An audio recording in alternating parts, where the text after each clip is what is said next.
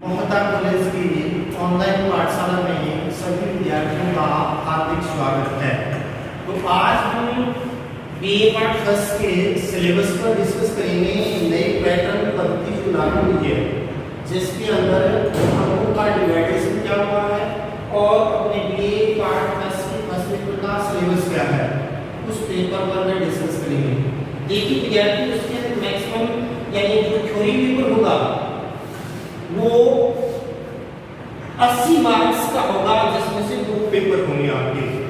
तो first paper के अंदर जैसे हम देखते हैं तो फर्स्ट पेपर 3 हाउस का होगा, जो 40 अंक का पेपर होगा। उसके अंदर यदि हम डिस्कस करना चाहें, जो पेपर फर्स्ट है 3 हाउस 40 मार्क्स का पेपर होगा। सेकंड में देखिए वही 3 घंटे का 40 हाउस का। अब की बार यूनिवर्सिटी ने नया पैटर्न शुरू किया है कि अब की बार ओमार पद्धति पर आधारित क्वेश्चन होंगे, जिसके अंदर यानी मैक्सिमम 3 घंटे रहेंगे। दूसरा यदि हम देखते हैं इसके अंदर यानी यूनिवर्सिटी ने अब की बार प्रैक्टिकल मार्क्स भी रखे हैं, जिसमें से यदि अपने देखें तो इंटरनल के अंदर यानी मिनिमम मार्क्स आपके यानी 5 अंक आने जरूरी है मैक्सिमम, यानी ये 15 नंबर का फर्स्ट पेपर में और 15 नंबर का आपका होगा इसमें सेकंड पेपर में।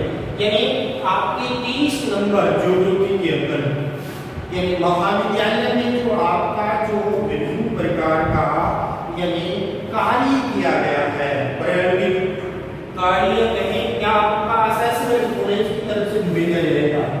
फिर ये अपने बात करते हैं यानी ये तो 2 पेपर हो गए जो 80 अंक के हैं। इसके अलावा 30 नंबर आपके यानी यहाँ से असेसमेंट मूल्यांकन के भेजे जाएंगे। इसके अलावा जो आता है प्रैक्टिकल, तो प्रैक्टिकल आपका मैक्सिमम यानी आपके यानी वो 20 को 40 अंक के होंगे, जिसमें आपको यानी एक पार्ट के अंदर 7 नंबर यानी कम से कम 7 यानी 20 में से 40 में से 14 नंबर आपको यानी न्यूनतम पास मार्किंग के लिए क्या है चाहिए। तो ये तो अपना क्या रहेगा यानी सिलेबस का क्लास यानी इसके अंदर अंकों का निर्धारण हो गया। इसके बाद अपने जो बीए पार्ट फर्स्ट के अंदर जो फर्स्ट पेपर है भौतिक भूगोल, तो उसमें अगली बार थोड़ा सा परिवर्तन ये हुआ है कि सिलेबस कम किया गया है और वही 5 यूनिटों के अंदर डिवाइड किया गया है। यदि हम उसका देखना चाहें तो यानी समय से फर्स्ट के अंदर ये जो 5 यूनिट हैं, जिसके अंदर देखें भौतिक भूगोल में फर्स्ट जो पार्ट है वो है भूआकृतिक विज्ञान का स्थान भौतिक भूगोल के अंदर। उसके अंदर वह पार्ट दिया गया है सौर मंडल पृथ्वी की उत्पत्ति, यानी सौर मंडल में पृथ्वी की उत्पत्ति कैसे हुई, जिसका हमने अध्ययन किया यहाँ निहारिका परिकल्पना उसके बारे में। इसके अलावा यानी ज्वारीय परिकल्पना पृथ्वी की उत्पत्ति के बारे में, पृथ्वी की उत्पत्ति के संबंध में जो बिग बैंग सिद्धांत है उसके बारे में भी यहाँ क्लासिफिकेशन यानी अपने पढ़ा। इसके अलावा इसमें फर्स्ट यूनिट में सह पार्ट है पृथ्वी की आंतरिक भाग की संरचना कैसे है, यानी उसकी कटिबंध या उनकी परतें कौन सी, उसके बारे में दिया गया है। इसके अलावा इसमें यानी चौथा जो पॉइंट है अल्फ्रेड वेगनर का महाद्वीपीय विस्थापन सिद्धांत, यानी अल्फ्रेड वेगनर ने जो महाद्वीपीय प्रवाह सिद्धांत है जो अपने सिलेबस में चलता है वो इसके अंदर दिया गया है। इसके अलावा फर्स्ट यूनिट के अंदर प्लेट विवर्तनिकी, तो ये फर्स्ट यूनिट के अंदर तो ये यानी 5 यूनिट दिए गए हैं। इसके अलावा इकाई 2 का यदि डिस्कस करना चाहें तो इसके अंदर इकाई 2 में 1 नंबर टॉपिक है समस्थिति यानी आइसोस्टेसी के बारे में दिया गया है। दूसरे में यानी वलित पर्वतों से संबंधित जो सिद्धांत है पर्वत निर्माण सिद्धांत, जिसमें इसमें 3 सिद्धांत दिए गए हैं, एक कोबर का, दूसरा आर्कहोम्स का और तीसरा जोलिन होते का। तो 3 सिद्धांत यानी पर्वत निर्माण से संबंधित सिद्धांत है।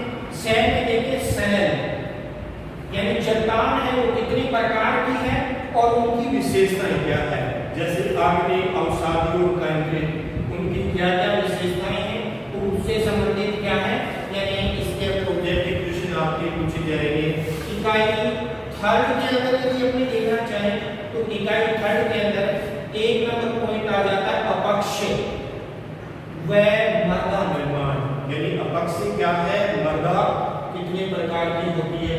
दूसरा आता है भू संचलन, यानी पृथ्वी के अंदर जो गतियां हैं जिसमें पटल बल, भ्रंश और वलन आ जाते हैं। इसके अलावा इसके सी पार्ट में आ जाता है भूकंप, और चौथा पॉइंट आ जाता है ज्वालामुखी के कारण निर्माण और स्थलाकृति आ जाती है। तीन यूनिट तो अपनी आ जाती है। चौथी यूनिट का यदि डिस्कस करना चाहे तो इकाई 4 के अंदर दिया गया है, यानी दो सिद्धांत हैं, यानी अपवर्तन चक्र से संबंधित एक विलियम मोरिस डेविस का अपवर्तन चक्र आ जाता है, और वाल्थर पेंट का जो प्रतिस्थापन परिकल्पना थी वो भी इसके अंदर। दो सिद्धांत है, डेविस और वाल्थर पेंट। इसके अलावा चौथी यूनिट के अंदर नदी कृत स्थलाकृतियां, यानी नदी के द्वारा अपवर्तन और निक्षेप के द्वारा जो विभिन्न प्रकार की स्थलाकृतियां बनती है उनके बारे में, यानी इस थर्ड यूनिट के अंदर। इसके अलावा वर्षा जल के द्वारा चूना प्रधान प्रदेश में जो निम्न स्थलाकृतियां होती हैं उसको बेसिकली कहते हैं काश स्थलाकृतियां। तो काश